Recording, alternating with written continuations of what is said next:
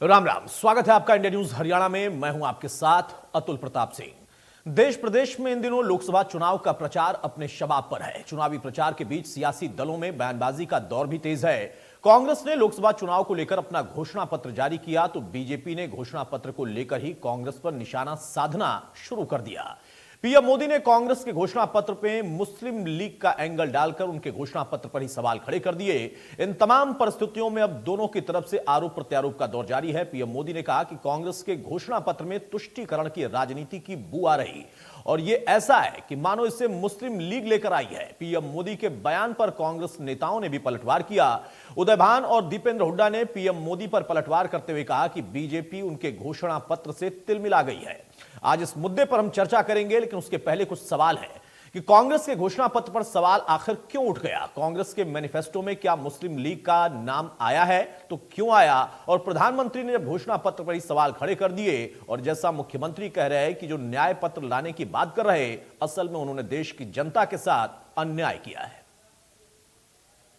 घोषणा पत्र में वही सोच झलकती है जो सोच आजादी के आंदोलन के समय मुस्लिम लीग में थी।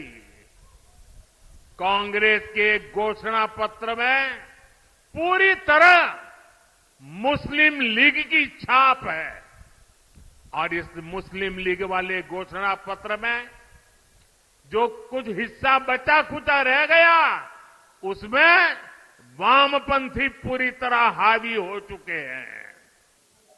मैनिफेस्टो का, कांग्रेस का मैनिफेस्टो देखते ही ये पूरी तरह से बीजेपी पे कोई इन पर जवाब नहीं देने के लिए आज ये कह रहे हैं।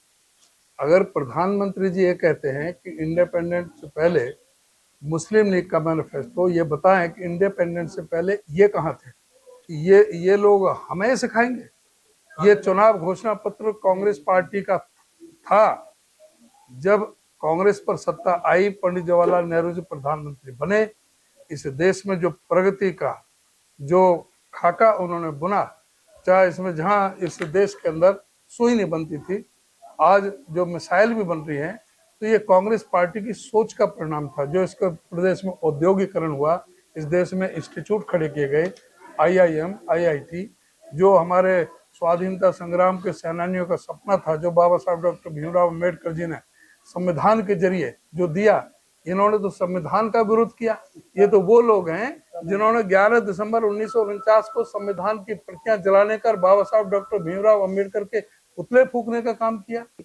एक ऐसे हमारे देश के एक वरिष्ठ नेता द्वारा ऐसा कुछ कहा गया है कांग्रेस के मैनिफेस्टो को लेकर। उससे मैं दो ही बातें कहना चाहूँगा। एक तो इससे स्पष्ट है कि हमारे घोषणा पत्र को देख के सारी बीजेपी तिलमिला रही है, क्योंकि घोषणा पत्र हमारा में हर वर्ग का ख्याल रखा गया है।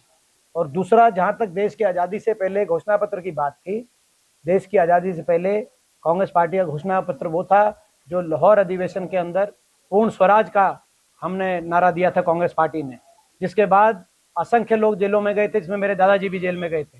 कांग्रेस पार्टी का घोषणा पत्र वो था जो 1942 में करो या मरो का नारा कांग्रेस पार्टी के अधिवेशन से दिया गया था, और उस अधिवेशन के बाद, करो या मरो के बाद, असंख्य लोग फिर जेल में गए थे, जिसमें मेरे स्वर्गीय दादाजी फिर जेल में गए थे।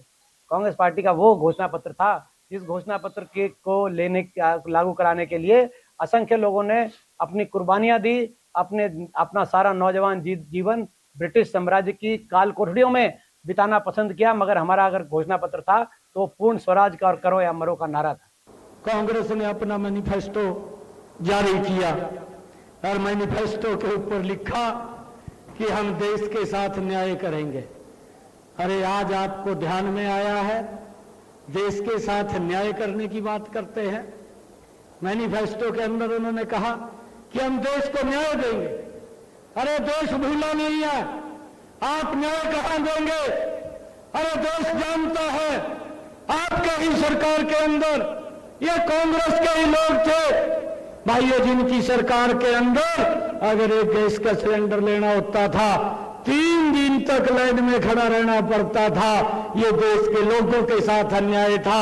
भाइयों, आप न्याय की बात कर रहे हैं, न्याय तो नरेंद्र मोदी जी ने दिया है, उस लाइन को भी खत्म किया है और उससे आगे बढ़ करके उस माता बहन के घर के अंदर गैस का कनेक्शन सिलेंडर पहुंचाया है, जिसके घर के अंदर आज तक गैस का कनेक्शन सिलेंडर कांग्रेस ने देखने में भी नहीं दिया। कांग्रेस के घोषणा पत्र पर आखिर सवाल क्यों उठ गया, और अगर यह सवाल उठा है तो कांग्रेस उस पर जो जवाब दे रही है वो कितना तार्किक है। आपने सुना दीपेंद्र हुड्डा को, उनका कहना था कि हमारा उस वक्त का भी जो घोषणा पत्र था या जो हमारा नारा था उसका असल मतलब ये था, और अब हम जो एक बार फिर से नया घोषणा पत्र लेकर आए हैं तो उसमें भी हमारी मंशा क्या है। लेकिन बीजेपी कह रही है कि जिन्होंने न्याय कभी किया नहीं वो अब न्याय की बात करने लगे हैं, क्योंकि जनता ने उनके साथ अन्याय कर दिया है। मैनिफेस्टो में जो नाम आया मुस्लिम लीग का, अब इस पर विवाद कितना बढ़ेगा ये भी अपने आप में सवाल है। हमारे साथ कुछ खास मेहमान हैं, मैं आपको तारुफ कराता हूं, चर्चा में आगे बढ़ते हैं। वंदना पोपली हैं बीजेपी के प्रवक्ता, बहुत स्वागत है वंदना आपका। बजरंग दास गर्ग हैं कांग्रेस की तरफ से, बहुत स्वागत है गर्ग साहब आपका। अरविंद भारद्वाज हैं जेजेपी के प्रवक्ता, बहुत स्वागत है अरविंद आपका। और रजवंत डाइनवाल है इनेलो के प्रवक्ता, बहुत स्वागत है रजवंत जी आपका। वंदना पोपली, शुरुआत में आपसे ही कर रहा हूं भाई, वो न्याय पत्र की बात कर रहे हैं, वो अपने मैनिफेस्टो को लेकर आए हैं, आपने उसमें मुस्लिम लीग डाल दिया, कैसे, क्यों? अतुल, आपको आवाज आ रही है? आ रही, बोलिए। देखिए अतुल, जो चीज पहले से है उसको डालने की आवश्यकता नहीं। जिसको ये न्याय पत्र कह रहे हैं वो किस पर अन्याय कर रहा है बहुत क्लियरली दिख रहा है। अगर आप इनके पेज नंबर 8 पर देखेंगे तो 3 चीजें सामने निकल कर आती हैं। सबसे पहले ये कहते हैं कि जो आप ये देखिए, मुस्लिम लीग से भी अगर हम कंपैरिजन करें तो 1936 में मुस्लिम लीग ने क्या कहा था कि शरिया कानून को प्रोटेक्ट किया जाएगा, और ये क्या कह रहे हैं, माइनॉरिटीज के लॉज को, मुस्लिम लॉज को प्रोटेक्ट किया जाएगा। 1936 में क्या कह रही है मुस्लिम लीग कि हम बहुसंख्यकवाद के खिलाफ हैं, और ये क्या कह रहे हैं कि बहुसंख्यकवाद की जगह नहीं है। और तीसरी बात यहाँ पर ये बोल रहे हैं कि स्पेशल जॉब, अगर मैं बात करूं कांग्रेस पार्टी की, तो आज वो कह रहे हैं कि स्कॉलरशिप लाई जाएगी स्पेशली फॉर मुस्लिम। और मुस्लिम लीग एक समय में क्या कहती थी कि स्पेशल जॉब्स एंड रिजर्वेशन रहे और स्कॉलरशिप रहे मुस्लिम के लिए। देखिए, सबका साथ समान विकास करने वाली पार्टी को नागवार जरूर गुजरेगा जब हम बात करते हैं पूरे देश की। और उस समय अगर ये बात करें कि हम एक सेक्शन ऑफ सोसाइटी की बात कर रहे हैं, बाकियों की बात नहीं कर रहे हैं, मेरा तो एक सीधा सीधा प्रश्न यहाँ पर है कि बहुसंख्यकवाद क्या है? बहुसंख्यकवाद का मतलब क्या हिंदू नहीं है? आप हिंदुओं के खिलाफ हैं यहाँ पर, यह कहना चाहते हैं? ये भी बताना चाहिए कि आप सबको साथ लेकर चलने का एक घोषणा पत्र नहीं हो सकता था? ऐसी क्या आवश्यकता पड़ गई कांग्रेस को कि एक पर्टिकुलर कम्युनिटी को इम्पीचमेंट करने के लिए, उनके तुष्टीकरण करने के लिए उनको इतना क्लियरली लिखना पड़ा? और ये आज की बात तो नहीं है ना, तो ये तो पहले भी होता रहा। क्या मनमोहन सिंह ने ये नहीं कहा कि देश के संसाधनों पर सबसे बड़ा अधिकार मुस्लिम का है? तो देखिए, यहाँ पर देखने की आवश्यकता है कि हम यहाँ पर बात करते हैं, हमारे संविधान की बात करते हैं, ये बार बार कहते हैं कि संविधान बदल जाएगा, भारतीय जनता पार्टी आग लग जाएगी, लेकिन संविधान को बदलने की बात कौन कर रहे हैं? ये कह रहे हैं 50% जो रिजर्वेशन है उसके जो ब्रेक है उसको तोड़कर उसको आगे बढ़ाएंगे, तो वो रिजर्वेशन किसको देंगे? उस बात का भी जवाब इनको देना चाहिए कि पूरी आधी बात आपने यहाँ पर लिखकर छोड़ दी, उसको पूरा यहाँ पर शो करिए। तो मैं यही कहना चाहूंगी कि ये जो अन्याय करने की कोशिश ये कर रहे हैं, जनता बहुत अच्छे से पहले से इनको समझती है। कम से कम मुझे इस बात का जवाब दे, बहुसंख्यकवाद का मतलब क्या हुआ? आप इसके खिलाफ है क्या? और यहाँ पर आप कहते हैं कि जो अल्पसंख्यक के कानून आ जाएंगे, तो क्या संविधान में कानून नहीं है क्या? संविधान में सभी के जो इंटरेस्ट है वो प्रोटेक्टेड है ऑलरेडी, कोई नई बात नहीं हुई है। लेकिन ये नई चीज लेकर आना, यानी कि आप ये क्या कहना चाह रहे हैं कि अगर भारतीय जनता पार्टी कहती है कि सबके घर में नल से जल आए, आयुष्मान योजना सबको मिले, तो क्या हम वहां पर कहीं पे किसी का डिफरेंशिएट करते हैं? सबको घर मिले तो क्या हम डिफरेंशिएट करते हैं? लेकिन आप यहाँ पर क्या कह रहे हैं कि पर्टिकुलर कुछ कम्युनिटीज को जो उनका जो कानून है वो उनको आप लेकर आएंगे। यानी कि आप क्या कहना चाहते हैं कि बाल विवाह फिर से शुरू हो जाएगा, ट्रिपल तलाक फिर से शुरू हो जाएगा? तो ये जो सब चीजें हैं इनको क्लियर करना चाहिए कि इनका एक्चुअल में जो एम है वो क्या है, इनको बताना चाहिए। गर्ग साहब मुस्कुराते हुए बताना चाहते हैं, बताइए गर्ग साहब। भाई 24 की लड़ाई अब मुस्लिम लीग पर आई है और वंदना पोपली ने कुछ पॉइंटर्स बताए हैं कि इसका मतलब क्या है, आपने पूरा समझाया नहीं, समझा दीजिए। भारतीय जनता पार्टी के पास कोई मुद्दा नहीं, ना तो पब्लिक में जाने के लिए 9.5 साल 10 साल में कुछ किया तो है नहीं, लूट घसूट की राजनीति के सिवाय कुछ नहीं किया। भाई को भाई से लड़ाना, हिंदू मुसलमान करना, मंदिर मस्जिद करना, हिंदुस्तान पाकिस्तान करना। तो दिख रहा है इनका कौन कर रहा है। इनको चुप कराओ अतुल जी। इनका मुख्य एजेंडा है ये, कभी तो देश के जवान जो शहीद हुए हैं उनकी लाशों पर राजनीति करते हैं, कभी मंदिर के नाम की राजनीति करते हैं। 2019 में कहा पहला वोट देश के शहीद जो जवान हुए हैं उनके नाम पर भी दिए। आज कहते हैं पहला वोट राम मंदिर के नाम पर दीजिए। इस पर कहां है मुद्दा? आज देखिए, जो कांग्रेस पार्टी का जो घोषणा पत्र था, इनको तकलीफ हो रही है। आप और अच्छा घोषणा पत्र लाओ, इनको कोई रोकता है क्या? मैं पूछना चाहता हूं 10 साल के अंदर अतुल जी इन्होंने कुछ किया क्या? मोदी जी की गारंटी क्या? मोदी जी की गारंटी भाई सारी गारंटी फेल है। जुमले वाली गारंटी है, 2 करोड़ युवाओं की नौकरी देने की गारंटी आई साल मोदी जी ने दी थी, वो जुमला सिद्ध हुआ। 35 रुपए पेट्रोल डीजल देने की गारंटी मोदी साहब ने दी थी, वो फेल हुई। 250 रुपए रसोई गैस सिलेंडर देने की गारंटी भारतीय जनता पार्टी की, वो फेल हुई। किसान की आय 2 किलो गन्ने की गारंटी दी, वो फेल। आय 2 गुना करने के बजाय खर्चा जरूर किसान का 2 गुना कर दिया। किसान ने आय की बात की तो गोली डंडियां लाठियां उसमें बरसाई गई। 750 किसान इनके राज में शहीद हो गई। ये गारंटी, मतलब इनकी गारंटी क्या है? 15-15 लाख रुपए देने की बात कही, अमित शाह जी साफ कर दिया। इधर वोट लेने के लिए भारतीय जनता पार्टी का जुमला था, होता है, वोट लेने होती है, किसी के खाते में 15-15 लाख नहीं जाएंगे।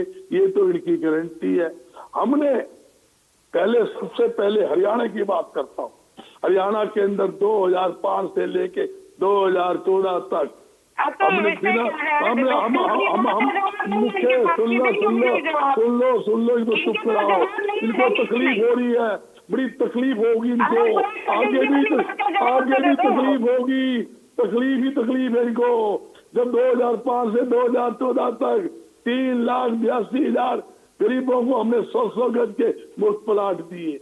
हमने 10 लाख से ज्यादा गरीब बता रहा हूँ, हर गांव में दिए। हर एक गरीबों को घर के अंदर पीने की फ्री पाइप की लाइन टूटी टंकी तक लगा के दी। 2 रुपए किलो गेहूं, 3 रुपए किलो चावल राशन डिपो के माध्यम से हमने गरीबों को देना है काम किया। 20 रुपए किलो। गर्ग साहब मुझे लगता है बहुत पीछे चले गए। 2005 से 14 तक में ना, उसके बाद 10 साल और बीत गए हैं, तो बहुत पीछे जाने की जरूरत नहीं। मेरा सवाल सिर्फ इतना है, जब आपने कहा कि इन्होंने किया क्या है, मैं तो व्यक्तिगत तौर पर कहता हूं कि कोई भी सरकार होती है वो काम तो करती है, कम ज्यादा पर तुलना हो सकती है, वो चाहे कांग्रेस की हो या बीजेपी की हो। तो ये आप कह सकते हैं पार्टी के प्रवक्ता के तौर पर कि इन्होंने कुछ नहीं किया, मैं नहीं मानता। मैं ना उनकी मानूंगा ना मैं आपकी मानूंगा, क्योंकि सरकारें काम करती हैं, कम ज्यादा पर उसका अध्ययन हो सकता है, तुलना हो सकती है। अब मेरा सवाल है कि आप 15 लाख भूलिए, उसके बाद एक चुनाव और हो चुका है, उसमें आपने मुद्दा उठाया, उसे खारिज कर दिया। 15 लाख जुमला था, बहुत पहले बता दिया गया था, लेकिन आप भूल ही नहीं पा रहे हैं। अब आइए मुस्लिम लीग पर। आपके न्याय पत्र में मुस्लिम लीग की एंट्री कहां से हो गई? और जब आप कहते हैं हमने सबको किया, तो वंदना पोपली यही पूछ रही है कि आपने सबको करने के साथ अपने मैनिफेस्टो में ये पॉइंटर क्यों रख दिए कि हम आएंगे तो इस समुदाय का ये करेंगे, हम आएंगे तो ये करेंगे। आप सबके लिए करते ना। बिल्कुल, सुनो, हिंदुस्तान वो देश है, हिंदू मुस्लिम सिख ईसाई आपस में है भाई भाई, एक छत के नीचे रह रहे हैं। अरे आपस में भाई भाई हैं तो सिर्फ मुस्लिम क्यों करते हैं? इसी पर तो बीजेपी सवाल खड़े कर दिया। अल्पसंख्यक तो ईसाई भी है ना, सिख भी है ना। हमने किसानों को एमएसपी की गारंटी दी। अरे गारंटी तो आपने बहुत कुछ दिया था। आपने तो स्वामीनाथन आयोग की रिपोर्ट भी गारंटी के साथ रोक दी थी। पॉइंट पर बोलिए ना भाई, जो मुद्दा उन्होंने उठाया उस मुद्दे पर आइए। हमने ये दिया नहीं। स्वामीनाथन पर आपने क्या किया और कितना किया है प्रदेश की और देश की जनता को पता है। अब वो भूलिए, मुस्लिम लीग वाला मुद्दा क्यों आया है? अतुल जी आपकी बात का जवाब दे रहा है। हमने घोषणा पत्र जो तैयार किया, जनता से राय लेकर हमने एक वेबसाइट बनाई थी, ध्यान हो, आजाद भारत वेबसाइट के नाम से। उनसे लाखों लोगों की राय लेके हमने घोषणा पत्र तैयार किया। घोषणा पत्र में युवाओं को, महिलाओं को, किसान को, देश के जवानों को, दलित को, पिछड़े वर्ग को, व्यापारी को, उद्योगपति, आम जनता के हित के अंदर हमने एक घोषणा पत्र तैयार किया। इसमें आंकड़े देता हूँ, किसान को एमएसपी की गारंटी, हमने कर्जा माफी की घोषणा की किसान की। हमने पहले भी 72,000 करोड़ रुपए का हमारी सरकार ने, केंद्र सरकार ने किसानों का कर्ज माफ किया था। हमने हरियाणा के अंदर भी 1600 करोड़ रुपए के बिजली के बिल किसानों के माफ किए थे। 2200 करोड़ रुपए के हमने किसानों के हरियाणा के अंदर कर्जा माफ किया था। और हमने क्या क्या योजना बनाई है देश में व्यापार में लोगों को बढ़ावा देने के लिए, हमने इसमें घोषणा पत्र में बात की है। कृषि, अच्छा, मैं समझ गया गर्ग साहब, मैं समझ गया भाई। वंदना पोपली, गर्ग साहब का ये कहना है कि ये घोषणा पत्र कांग्रेस का नहीं है, बल्कि कांग्रेस का घोषणा पत्र लोगों ने तैयार किया है। लाखों लोगों से इन्होंने सुझाव लिया था और उन सुझाव के आधार पर इन्होंने घोषणा पत्र तैयार किया है। तो अकेले कांग्रेस पर आरोप मत लगाइए कि इनके घोषणा पत्र में मुस्लिम लीग की झलक दिखाई दे रही है। अच्छा, अरविंद भारद्वाज, सवाल इस बात का है कि जब लाखों लोगों के सुझाव से कोई घोषणा पत्र बना है तो उसमें मुस्लिम लीग की एंट्री क्यों करा रही है बीजेपी? ये तो लाखों लोगों के सुझाव हैं जो कि कांग्रेस ने अपने घोषणा पत्र में रख दिया है सबके सामने, उस पर आपत्ति क्या है? अतुल जी, स्वर्गीय चौधरी देवीलाल जी एक बात कहा करते थे कि जो धर्म है वो व्यक्ति विशेष का विषय है, वो राजनीतिक मुद्दा नहीं होना चाहिए। परंतु बड़ा दुर्भाग्यपूर्ण है कि हमारे जो राष्ट्रीय राजनीतिक दल है, उनकी राजनीति आज भी धर्म पर ही टिकी हुई है। खासतौर पर भाजपा को तो मौका मिल गया, क्योंकि गलती तो कांग्रेस की है। कांग्रेस ने ही जिस तरह से मुस्लिम लीग और इसका जो जिक्र किया, जबकि समान विचारधारा सभी के लिए एक जैसी सोच होनी चाहिए सभी राजनीतिक दलों की, चाहे वो हिंदू हो, मुस्लिम हो, सिख हो, ईसाई हो, सभी को लेकर अगर कोई नीति की आप बात करते हैं तो वो सबके लिए होनी चाहिए। अगर वो सही है तो सबके लिए सही है, गलत है तो सबके लिए गलत है। अब सिर्फ ये कहना कि मुस्लिम लीग की है, मुसलमानों के लिए है, तो ये तो कहीं ना कहीं कांग्रेस आज भी उसी भटकाव में है जिस भटकाव में वो पिछले बहुत लंबे समय, लगभग 10 साल से तो जरूर है, आज भी उस भटकाव से बाहर नहीं आ पाई कांग्रेस आज भी उसी मानसिकता में फंसी हुई है। आज भी वो ये सोचते हैं कि हिंदू वोट इधर गया तो मुस्लिम वोट इधर गया। वो आज भी ये नहीं समझ पा रहे हैं कि इस देश की जनता असल में चाह क्या रही है। देखिए, किसान, मजदूर, युवा, इन पर बात होनी चाहिए, रोजगार पर बात होनी चाहिए, देश तरक्की, अर्थव्यवस्था पर बात होनी चाहिए। आपने घोषणा पत्र पढ़ा क्या मेरे साथी? कांग्रेस ने घोषणा पत्र पढ़ा क्या? हमने किसान, युवा, दलित, पिछड़ा वर्ग, हरे वर्ग के लिए घोषणा पत्र में हमें सुविधा दी है। आपने घोषणा पत्र पढ़ा क्या? आपने क्या किया? कांग्रेस ने महिलाओं की बात करी, हमने महिलाओं के लिए भी 1 लाख रुपए साल के लिए हमने उनको देने की बात की है, युवाओं के लिए बात की है, नौकरी की बात की है। अरे गर्ग साहब, एक मिनट, बजरंग दास गर्ग, एक मिनट। वो अपनी बारी में आप जब बोल रहे थे तो वो सुन रहे थे, आप उनको बोलने दीजिए। गर्ग साहब सुनिए प्लीज। बजरंग दास गर्ग, अरे बजरंग दास गर्ग प्लीज, ये भाषण मत दिया करें भाई। आप 4 लाइन बिल्कुल रट कर आते हैं, इसी 4 लाइन पर किसी भी मुद्दे पर बोलते हैं। सर बोलने दीजिए प्लीज। नहीं, किसी का काउंटर भी करिए तो छोटा करिए। गर्ग साहब ऐसे नहीं चलेगा प्लीज, वरना आप भी नहीं बोल पाएंगे, आपके बीच में भी लोग बोलेंगे। बजरंग जी, अगर बोलना है, अगर आप कहते हैं कि जनता की बात आपने सुनी, लाखों लोगों के सुझाव लेकर घोषणा पत्र तैयार किया, तो लाखों लोग तो रोजगार की बात भी कर रहे थे, वो तो देश की तरक्की की बात भी कर रहे थे, वो तो देश का जनमानस तो ये चाहता है कि चाहे कोई हिंदू हो, मुस्लिम हो, सभी सुख शांति से रहे, देश तरक्की करे, हमारा नौजवान तरक्की करे, किसान तरक्की करे। तो वो सब बातें कहाँ चली गई इसमें आपको सिर्फ और सिर्फ मुस्लिम ही नजर आया। कहीं ना कहीं आज भी आप उसी मानसिकता से घिरे हुए हैं। आज भी आप वो हिंदू मुस्लिम वाला चश्मा जो है उससे बाहर नहीं निकल पाए हैं। बहुत अच्छी सोच थी चौधरी देवीलाल जी जो कहा करते थे कि इस देश की समान विचारधारा के लिए समान भाव होना चाहिए। खासतौर पर राजनीतिक दलों को सभी धर्मों का सम्मान करना चाहिए और संविधान के दायरे में रहकर उनकी रक्षा भी करनी चाहिए, उनका सम्मान करना चाहिए। परंतु आप लोग जिस तरह की राजनीति कर रहे हैं, राष्ट्रीय राजनीतिक दल होते हुए, तो वो बड़ा हास्यास्पद है और इस देश के लिए, देश की तरक्की के लिए अच्छा संकेत नहीं है। आप लोगों को मुद्दा आधारित राजनीति करनी चाहिए। और फिर आप आरोप दूसरी पार्टियों पर लगा रहे हैं कि वो इस तरह बोल रहे हैं, ये बोल रहे हैं। जब आप खुद मौका दे रहे हैं तो कोई कुछ बोलेगा ही। आपकी जो विचारधारा है वो भटक चुकी है।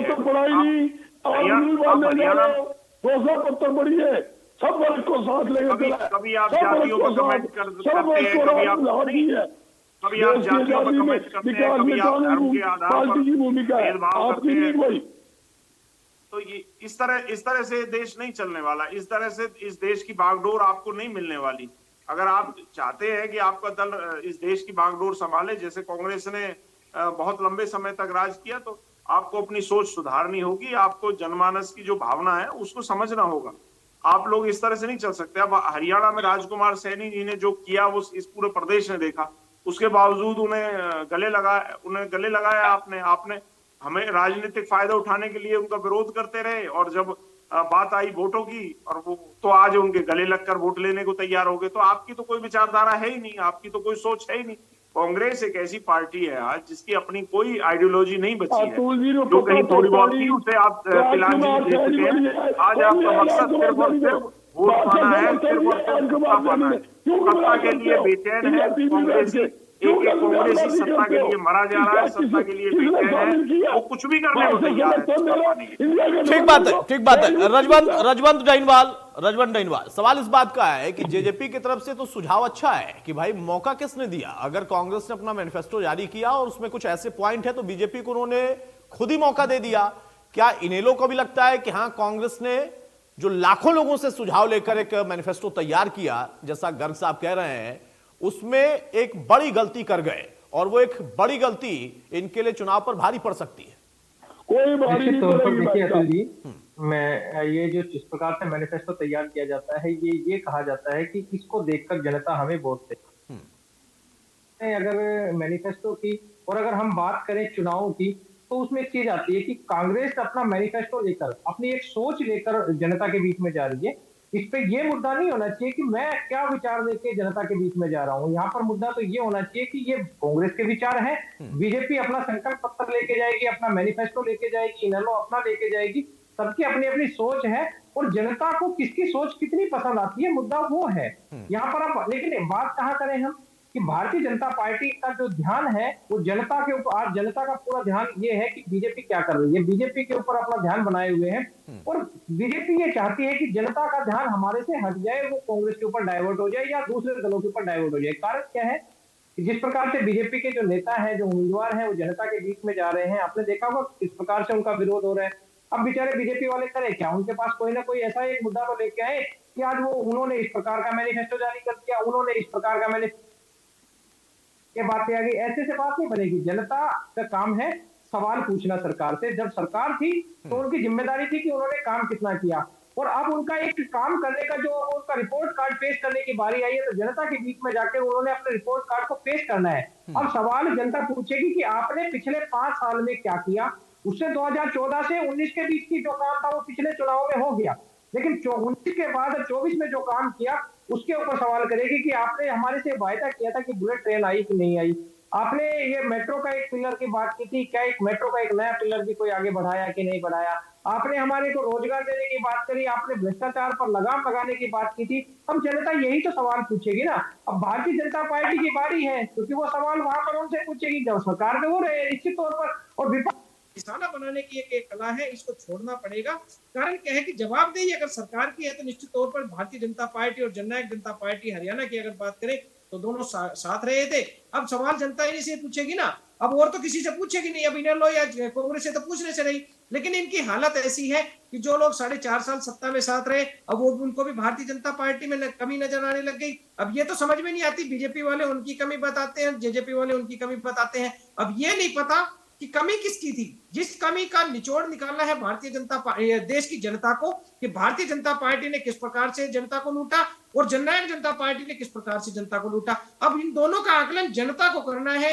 ये कहना कि उन्होंने क्या किया ऐसा नहीं है, लेकिन मैं एक चीज बताता हूं कि आज जनता को जो जरूरत थी वो जनता उसका जरूरत का हिसाब मांग रही है। कि आप बार बार ये कह रहे थे कि हम शिक्षा का स्तर बढ़ाएंगे, आपसे उनसे जाके यही तो पूछेगी कि आपने शिक्षा का स्तर कैसे बढ़ाया।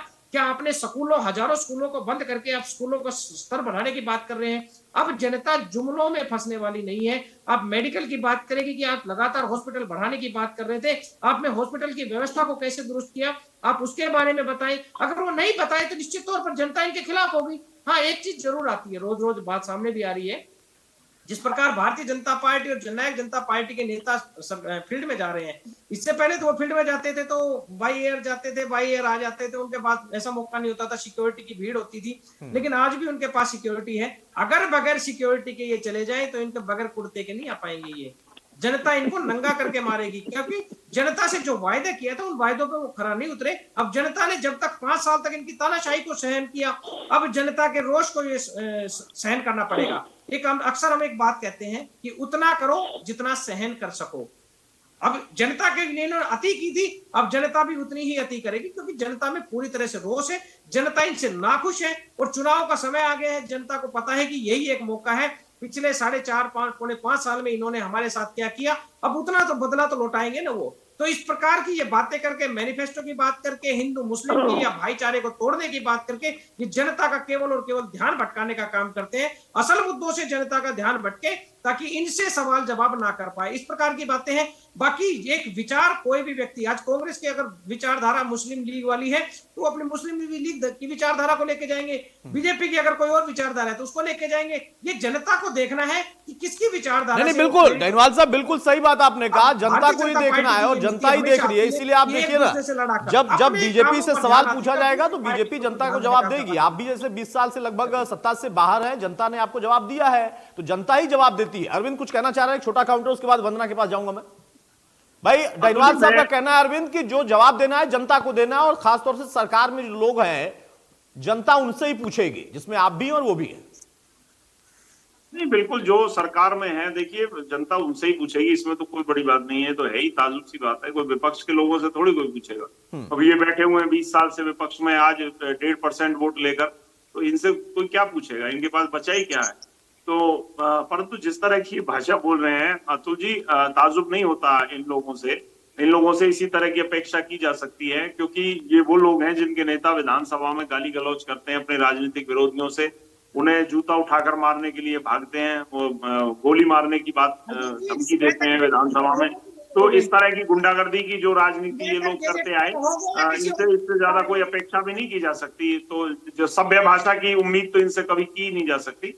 परंतु मैं इनको जवाब नहीं देना चाह रहा था, मैंने जो टाइम मांगा था मैं वो इनके लिए बात नहीं करना चाह रहा। इनसे तो बात करने का कोई फायदा नहीं है, ये सभ्य समाज में बात करने लायक लोग नहीं है। इनकी तो भाषा ही मवालियों, गुंडा मवालियों जैसी होती है, नंगा करके मारेंगे, फलाना करके मारेंगे, ये इस तरह की भाषा यही बोल सकते हैं, क्योंकि इनके दिमाग में यही सब चलता है। परंतु मैं कांग्रेस की बात कर रहा था, देखिए कहाँ इन्होंने चुनाव को भटकाकर मुस्लिम लीग पर ला दिया, जबकि बहुत अच्छा मुद्दा था कि 2 करोड़ रोजगार पर सवाल पूछे जा सकते थे, गरीबों को जो आवास देने की बात थी 2022 तक, उस पर सवाल पूछे जा सकते थे, और जो बनने थे देश में उस पर सवाल पूछने थे।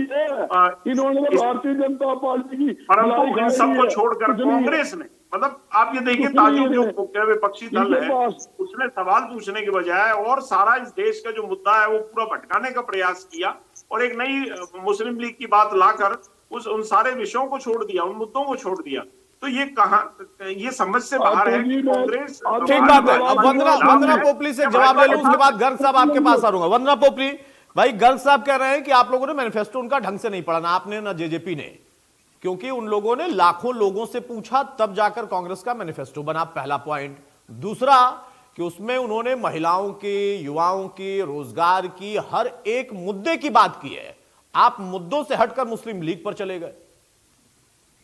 अतुल, सबसे पहले तो मैं जवाब देना चाहूंगी बजरंग दास गर्ग जी का, कि वो कह रहे हैं कि लाखों लोगों ने जो ये मैनिफेस्टो है उसके लिए उन्होंने सुझाव दिया। तो मैं ये भी मान के चलती हूँ कि ये कार्यकर्ता भी है कांग्रेस के और प्रवक्ता भी है, तो इन्होंने भी सुझाव दिया होगा, और अगर उनके सुझाव में से ये इंक्लूडेड है तो उसको डिफेंड क्यों नहीं करते, इधर चले गए उधर चले गए, जवाब क्यों नहीं दिया। कहीं ना कहीं अंतरात्मा भी है ना बजरंग दास गर्ग जी, शायद वो कहीं ना कहीं टोक रही होगी, लेकिन अंतरात्मा होती तो यहाँ होते। बजरंग दास जी सुन लीजिए, एजेंडा की तो बात ऐसा करोगी नहीं है आप। कि नरेंद्र मोदी आज एक ऐसी दीवार है आपके लिए जहाँ पर गोल करने जाओगे तो सेल्फ गोल हो जाएगा। जो उन्होंने देश के लिए काम कर दिया, जो उन्होंने विदेशों में डंका फहरा दिया, उसमें आपके कुछ समझ नहीं है। और सबसे बड़ी बात,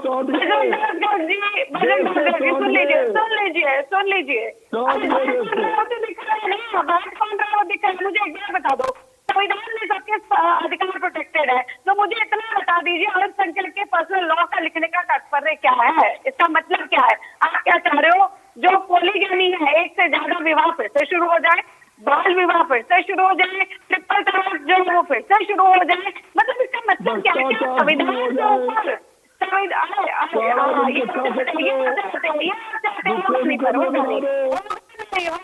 होगा नहीं, आप ये चाहते हैं जरूर भ्रष्टाचार हो जाए, पर होगा नहीं। तो ये बता दीजिए, क्या संविधान शरिया मतलब शरिया जो है वो संविधान से भी ऊपर हो गया क्या? जब आप यहाँ पे पर्सनल लॉ की बात करते हो तो आपने संविधान को बिल्कुल साइड में कर दिया। और असल में आपको एक चीज और बताना चाहूंगी कि पहली बार नहीं इन्होंने ऐसे किया, ये 2011 में भी एक लॉ लेकर आए थे, आपको एक बार बताना चाहूंगी, कॉमनल लॉ। सिर्फ 2 या 3 लाइनें पढ़ूंगी, आप उसको समझिएगा कि इसके हिसाब से आप क्यों दुखी हो रहे हो, क्यों दुखी हो रहे हो? बहुसंख्यक समुदाय के सदस्य ही करेंगे, अल्पसंख्यक समुदाय के नहीं करेंगे। इस बिल के हिसाब से अगर कोई सत्य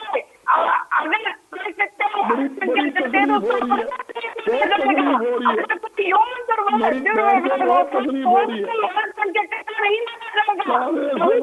माना जाएगा, तो ये जो तुष्टीकरण की नीति अपनाते हैं,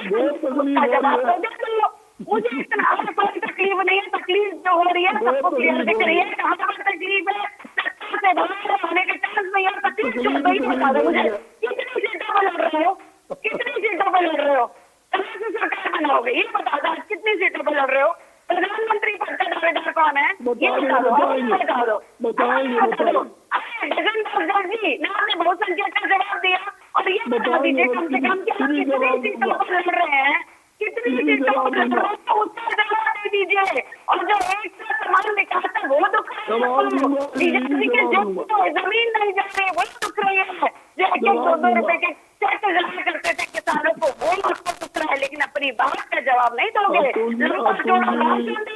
गर्ग साहब थोड़ा वेट करिए भाई, आप बड़े बेसब्र हो जाते हैं, जब आऊंगा तो जवाब दे दीजिएगा। वंदना पोपली, होगी आपकी बात? यही कहना चाह रही हूँ कि जब राहुल गांधी कहते हैं कि जो मुस्लिम लीग है धर्मनिरपेक्ष पार्टी है, तब ये इनका जो पॉइंट ऑफ व्यू है वो समझ नहीं आता। ये हमें कहते हैं कि हिंदू मुस्लिम करते हैं, लेकिन हिंदू मुस्लिम कौन कर रहा है वो दिखाई दे रहा है। ये जो करिए ना इफ्तार पार्टी, किसने मना किया? 10 बार करिए, लेकिन रामलला का जब निमंत्रण मिलता है तब आप पीछे क्यों हट जाते हैं? उसका भी जवाब दे दीजिए।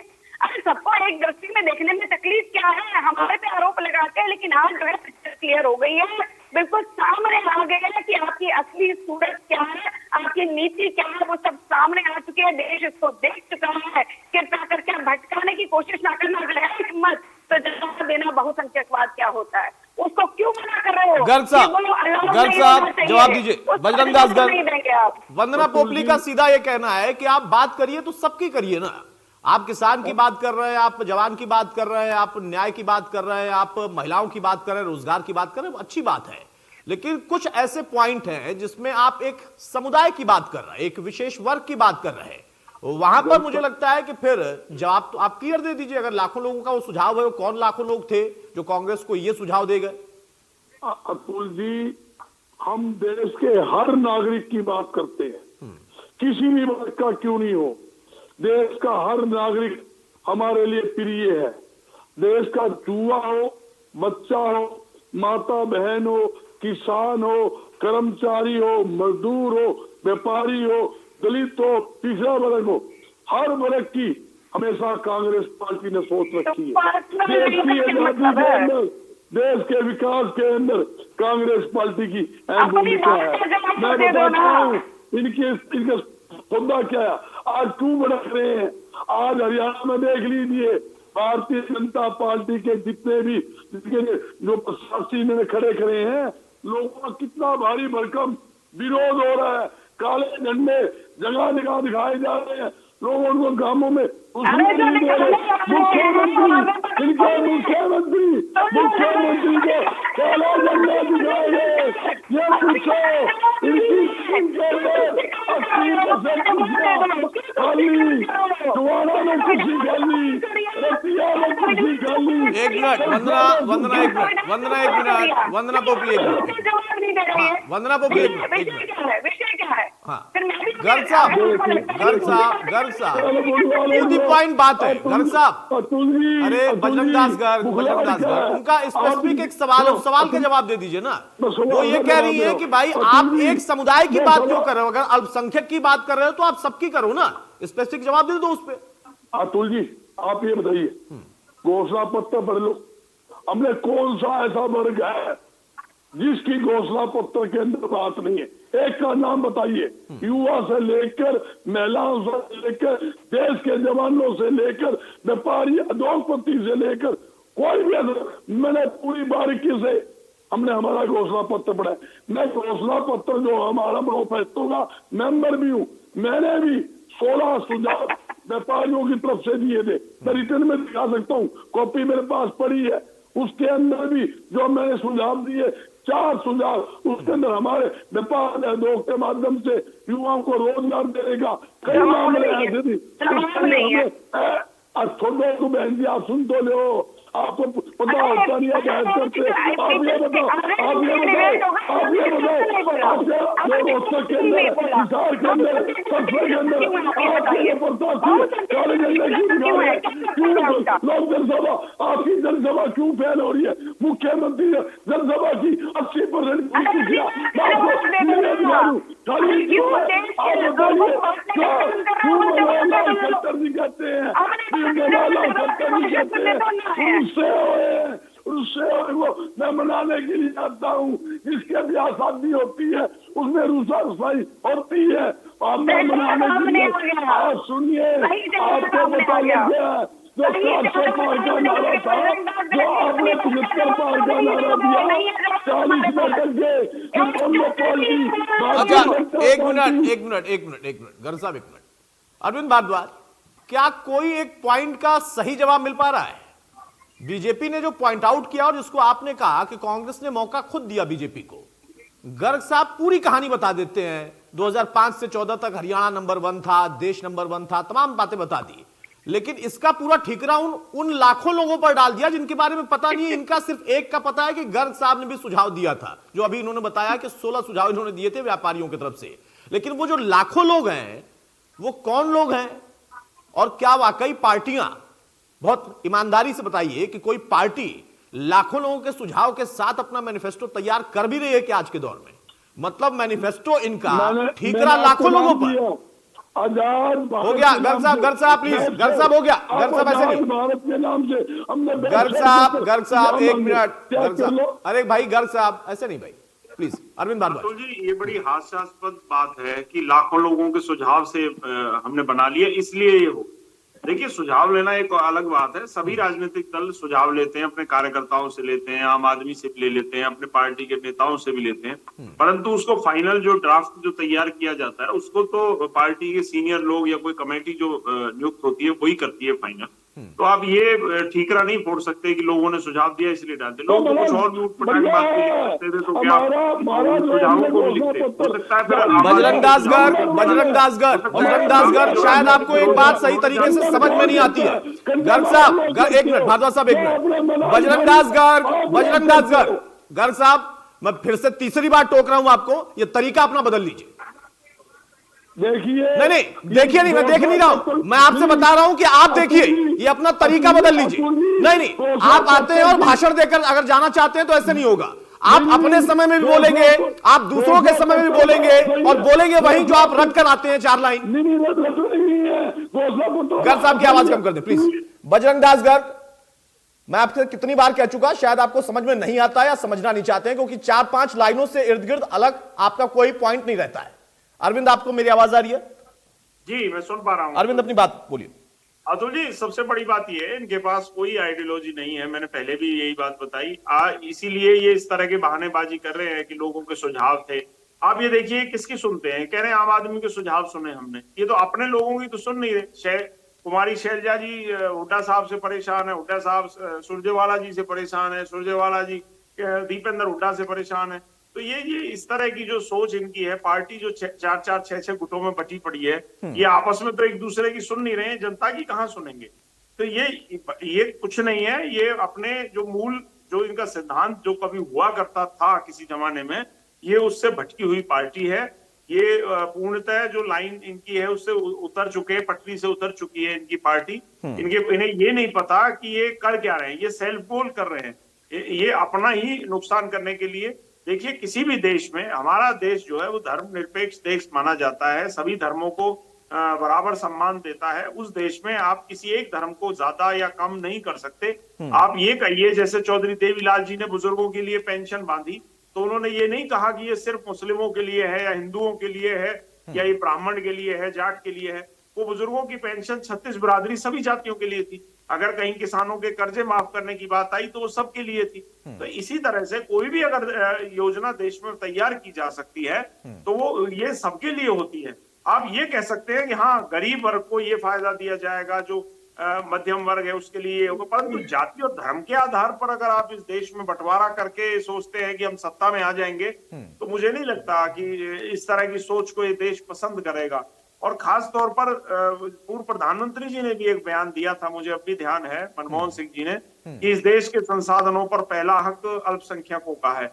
ये भी गलत बयान था। इस देश के संसाधनों पर चाहे बहुसंख्यक हो, चाहे अल्पसंख्यक हो, चाहे किसी धर्म का 2 व्यक्ति भी इस देश में रहते हो, उनका भी उतना ही हक है जितना करोड़ों की आबादी वाले किसी धर्म का है। तो ये तो बराबरी का अधिकार जो हमारा संविधान हमें देता है, उस संविधान की मूल जो भावना है उसके विरुद्ध जा रहे हैं। संविधान को तो कम से कम मानना चाहिए, हमारा जो संविधान कहता है, ये तो उसका भी सम्मान नहीं करती कांग्रेस। और मैं फिर वही कह रहा हूं कि जो जिस मुद्दे पर ये चुनाव होने चाहिए थे, ये उस मुद्दे से खुद बाहर ले जा रहे हैं। ये खुद पूरे चुनाव को भटकाने का प्रयास कर रहे हैं। इस देश की जनता आज बात करना चाहती है रोजगार पर, जो स्मार्ट सिटी की बात थी, 100 स्मार्ट सिटी बनने थे, उनके लिए बात करना चाहती है। किसानों की आय दोगुनी होनी थी, उस पर बात करना चाहती है इस देश की जनता। जो गरीबों को आवास मिलने थे, उनके लिए बात करना चाहती है। रोजगार, जो 2 करोड़ रोजगार मिलने थे, उन पर बात, परंतु ये कांग्रेस जानबूझकर इस मुद्दे को, इसीलिए मैं कहता हूं कि ये कांग्रेस भाजपा के खिलाफ है या ये भाजपा के सहयोगी है, ये एक बहुत बड़ा सवाल है। ठीक है, रजवन नैनवाल जी, फाइनल कमेंट आपका चाहूंगा। प्रश्न यहां पर यह है कि एक पेज पर आप दोनों हैं, यानी जेजेपी और इनेलो दोनों सेम पेज पर हैं। अरविंद भी कह रहे हैं कि इस वक्त मुद्दे क्या थे जिन पर चर्चा होनी चाहिए थी, और आप भी कह रहे हैं कि मुद्दे क्या थे जिन पर चर्चा होनी चाहिए थी, और सरकार में जो रहता है उसको जवाब देना पड़ता है। लेकिन प्रमुख विपक्षी दल अगर उस चर्चा का रुख ही मोड़ दे तो फिर सरकारें कहां जवाब देती हैं? जो चुनाव में जा रही हैं पार्टियां, वो कहां जवाब दे पाती हैं? देखिए, एक चीज है कि आज जो नेशनल पार्टीज हैं, दायित्व मेन तो उन्हीं का बनता है कि वो इन मुद्दों को उठाए। लेकिन कहीं ना कहीं ये आपको लग रहा होगा कि कांग्रेस में जो है वो ये कह सकते हैं कि आपकी खुद की वजह से जो असल मुद्दे हैं उनको गौण हो जाते हैं। और एक हमारे भाई जो बार बार ये कह रहे हैं कि आपको ये सवाल पूछना चाहिए, ये सवाल पूछना चाहिए, तो ये मैं एक बार इनसे भी पूछना चाह रहा हूँ कि 4.5 साल आप सत्ता में रहे, ये स्मार्ट सिटी या बेरोजगारी, भ्रष्टाचारी आपको उस दिन नहीं दिखी? या आज आप जब सत्ता से बाहर हो गए, उन्होंने लात मार के भगा दिया, तब आपको लग रहा है कि हाँ बोला अब हमारे को ये मुद्दे नजर आ रहे हैं? ऐसे ये भी नहीं सुधरेंगे। ये किसानों की जो समस्याओं की जो बात आज कर रहे हैं, 750 किसानों ने जो शहादत दी थी, जब किसान आपसे झोली फैलाकर आपसे कह रहे थे कि आप हमारे साथ बैठिए, हमारा सहयोग कीजिए, तब आप लोगों को किसानों की समस्या नहीं दिखी। आज जब आप सत्ता से बाहर हो गए हैं, तब आपको ये लग रहा है कि किसानों की समस्याएं हैं। जब आप भ्रष्टाचार की बात कर रहे हैं, जब भ्रष्टाचार में आपके ऊपर लगातार आरोप लग रहे थे, कौन सा आरोप लगा भ्रष्टाचार का? बताओ, नहीं बताओ, भ्ष्टाचार का कौन सा आरोप है? बताओ, जनता पार्टी के ऊपर आरोप, एक भी कंप्लेंट हो तो बताओ। घोटाले की बात करो, धान घोटाले की बात कहाँ है कंप्लेंट? कोई एफआईआर दर्ज हुई है? एफआईआर तो दर्ज कराओ, कोई कंप्लेंट तो दो। हम तो चैलेंज कर रहे हैं, हम तो चैलेंज कर रहे हैं, दो ना, शिकायत तो दो ना। सरकार ने आपके चिल्लाने से कुछ नहीं होगा, शिकायत दो। लगा रहे हैं, जब कोई घोटाले के आरोप है तो शिकायत तो दो भाई साहब। तो वो सच्चाई किसमें आएगी? कहाँ है शिकायत? जनता पार्टी का विधायक था रामकुमार गौतम, शिकायत कहाँ है? विधायक आपके ऊपर आरोप लगा रहे हैं, तो और सच्चाई सामने कैसे आएगी? कहाँ है घोटाले की? अब आप कौन सा घोटाला? सबकी सोच को साथ रहे। घोटाले की बात कर रहे हैं कि आपने केवल और केवल सत्ता की मलाई को खाने का काम किया है। आपको सोच स्मार्ट सिटी तब नजर नहीं आई, आपको सत्ता की मलाई खाने के अलावा जब अगर आप मेट्रो की बात करें, बुलेट ट्रेन की बात करते, महंगाई की बात करते, जेजेपी फोबिया है अतुल जी, इनको जेजेपी फोबिया है। आपने सवाल पूछा कांग्रेस का विषय था, भाजपा का, ये सिर्फ जेजेपी को बोल के चले गए। अरविंद भाई सवाल इस बात का है ना कि जो दो राष्ट्रीय दल है वो आपस में मुद्दे अदल बदल कर लेते हैं, जो क्षेत्रीय दल है उनके अपने मुद्दे हो जाते हैं और जनता कंफ्यूज हो जाती है कि असल में चुनाव किस पर है, जेजेपी को इनेलो से लड़ना है या फिर मुद्दों से लड़ना है। वो अपनी उपलब्धि बताते हैं कि किसानों के लिए उनके एक नेता ने अपना इस्तीफा दे दिया था, जेजेपी को इस्तीफा नहीं दे पाई, आप सरकार में रहे। आप कहते हैं कि घोटाला कौन सा हुआ, वो पूछते हैं कि घोटाला हुआ है लेकिन हमारे पास सबूत नहीं है। रजवंत दहीनवाल, अगर घोटाला का आप जिक्र फिर से कर रहे हैं तो अरविंद भारद्वाज पूछ रहे हैं कौन सा घोटाला, सबूत दीजिए आप। जैसे महम से भागे थे कपड़े बदल के, जैसे महम से भागे थे कपड़े बदल के, नहीं कपड़े बदल गए, मुझे ऐसा लगता है अरविंद भूल गए महम, भूल गए महम, इस पर भी संशय होने लग गया, भूल गए जिस प्रकार से इस्तीफा कपड़े बदल कर भागे थे महम से, उससे तो सुबह कपड़े बदल कर भागे थे, खत्म हो जाएगी और 4 आदमी बचेंगे, 2 माँ बेटे, कपड़े बदल कर भागे थे महम से, 5वां कोई कहने वाला नहीं मिलेगा। महम से भागे थे कपड़े बदल के, भूल गए इस्तीफा देकर महम से भागे थे कपड़े बदल के, प्रधान जी मैं इस्तीफा दे रही हूँ तो प्रदेश अध्यक्ष कपड़े बदल कर भागे थे। हालात ऐसे होंगे जननायक जनता पार्टी के, जानकारी तो लेना इस बारे में, महम से क्यों भागे थे कपड़े बदल कर भागे थे महम से, महम की जनता ने घेर लिया था जब कपड़े बदल कर भागे थे। पूछा कभी, पूछ के देखना, हिम्मत हो तो पूछ के देख लेना अपने नेताजी से क्यों भागे थे, कपड़े छोड़कर क्यों भागे थे, कपड़े छोड़कर क्यों भागे थे, पूछ लेना अपने नेताजी से। महम की जनता के आगे क्यों कपड़े उतार कर भागे थे, जब महम की जनता ने घेर लिया था, विचारों को सहमत नहीं, महम के बूथ से क्यों भागे थे, जो उन्होंने सरकार जाते ही उन्होंने छोड़नी पड़ी, क्या आप उनकी भी नहीं सुन पा रहे थे? आपके कार्यकर्ता आपसे दुखी हैं, आपके कार्यकर्ता तकियों में मुंह देकर रो रहे थे और अब आपके प्रदेश अध्यक्ष ने इस चीज को पूरी तरह से बयान कर दिया कि मेरी कोई सुन ही नहीं रहा। नहीं, ये पॉइंट तो अच्छा रखा रजवंत दहीनवाल ने। अरविंद भाई ये बात तो है, देखिए आपके प्रदेश अध्यक्ष भाग रहे हैं, अजय सिंह चौटाला कह रहे हैं कि भाई हम मना लेंगे उनको, मझधार में छोड़कर न जाए। अतुल जी राजनीति है, चुनाव सिर पे है, ये तो सभी को पता है, लोगों का आना जाना, किस दल से नहीं जा रहे लोग, कांग्रेस से, अरे सुन जाओ उनका, अतुल जी को जवाब दे रहा हूं मैं, आपको नहीं दे रहा। तो कांग्रेस तो राष्ट्रीय दल है, उससे कितने लोग चले गए, भारतीय जनता पार्टी राष्ट्रीय दल है, आज ही चौधरी वीरेंद्र सिंह और विजेंद्र सिंह सांसद थे, वो चले गए, तो कितने लोग आ रहे हैं जा रहे हैं, तो राजनीतिक दल है, चुनाव है। नहीं, इनेलो को खुश होने का मौका तो दिया आप लोगों ने ना, आपकी पार्टी के लोगों ने इनेलो को खुश होने का मौका दे दिया, तो बेचारे खुश हैं, क्यों ना हो खुश। इनेलो से कौन भागेगा, इनेलो के पास नहीं कौन, जब बचाई कोई नहीं तो भागेगा कौन, भागने के लिए भी तो लोग चाहिए, भागने के लिए भी तो लोग चाहिए, इनके पास तो है ही कुछ नहीं, 1.5% वोट था, इसमें से भी क्या भागेगा, घर के आदमी रह रहे हैं, 50 आदमी रह रहे हैं। ठीक बात है। वंदना पोपली, फाइनल कमेंट आपका।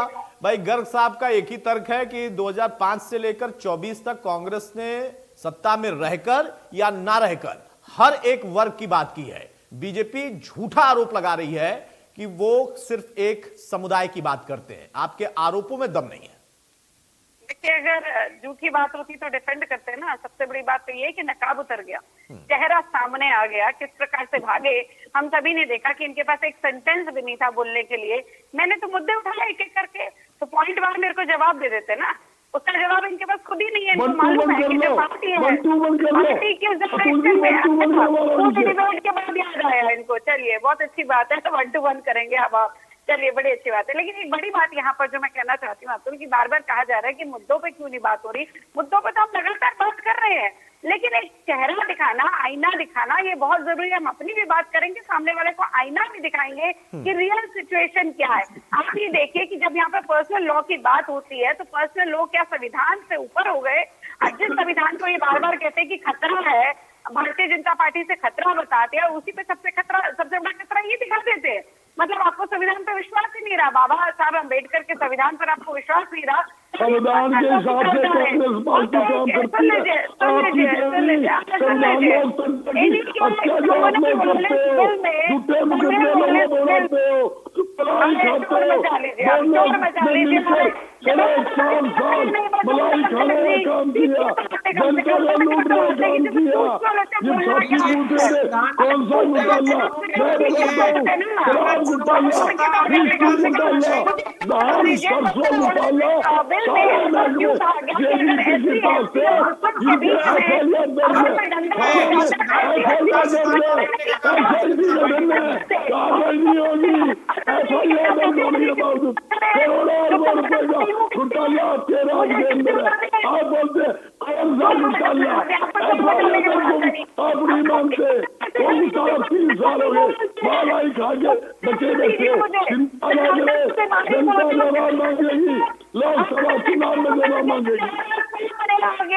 आपको देश के लोगों की परवाह नहीं है, जो सनातन को डेंगू कहते हैं आप उनके साथ खड़े हैं, ऐसी की बात ही है। और यहाँ वाला क्या चिल्लाते हैं, शोर मचाते हैं, अगर जवाब तो दीजिए कम से कम, यही तो पूछने का जवाब है, जवाब से नहीं शोर मचाएंगे हम बार बस। ठीक है गर्ग साहब, जल्दी से बहुत संक्षेप में फाइनल कमेंट हम समझ लेंगे। गर्ग साहब, संविधान के दायरे में रहकर उन्होंने संविधान का काम करने का काम किया है, आपको संविधान का नाम लेकर के जनता को वोट करने का काम करते हैं, उसके अलावा संविधान को आप साइड में रख देते हैं। मनमोहन सिंह कहते हैं कि जो देश के संसाधन है उस पर मुसलमानों का अधिकार पहले है, उसका जवाब दीजिए ना, आपसे जवाब ही तो मांग रही हूँ। बताइए गर्ग साहब जल्दी से कमेंट करिए। वंदना हो गया, वंदना हो गया, अतुल जी, छोटा सा जवाब।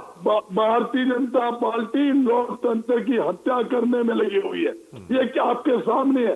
मेरे साथी पूछ रहे थे कौन सा घोटाला, मैं बताता हूँ, शराब घोटाला, करोड़ों रुपए का शराब घोटाला, आप इसकी घोटाला, FIR दर्ज है, धान घोटाला, FIR दर्ज है, सरसों घोटाला, FIR दर्ज है, 3 साल हो गए मलाई खाए हो, आज पूछे कौन सा घोटाला, ये घोटाले, जवाब दो, सारे महकमे आप लोगों के पास थे, काले अमान। अच्छा बजरंग दास गर्ग, आप भटकते बहुत अच्छा है, पहले बीजेपी से भटक गए, अब जेजेपी से भी भटक गए। अरे घोटाला था तो सदन में पूछा था ना, सदन में पूछा था, जवाब देते वहां पर, सबूत देते वहां पर। अरविंद अभी भी यही बात कह रहे हैं। और तुम कहा बैठे हो, FIR दर्ज, करोड़ों अरबों रुपए का घोटाले, SIT गठन, कार्रवाई नहीं होगी, कार्रवाई कौन करेगा, अगली सरकार आएगी, जेल का रास्ता दिखेगा। जब अगली सरकार आएगी तब कार्रवाई होगी, और अगली सरकार आपकी आएगी कि नहीं आएगी ये अभी पता नहीं है ना, वो तो परिणाम जब आएगा तब पता चलेगा। क्योंकि अभी आप कहेंगे हमारी आएगी तो मैं नहीं मान सकता ना, क्योंकि बीजेपी भी कहेगी हमारी आएगी, जेजेपी कहेगी हमारी आएगी, इनेलो कहेगी हमारी आएगी। अब 4 सरकारें तो आएंगी नहीं, सरकार तो एक ही आएगी।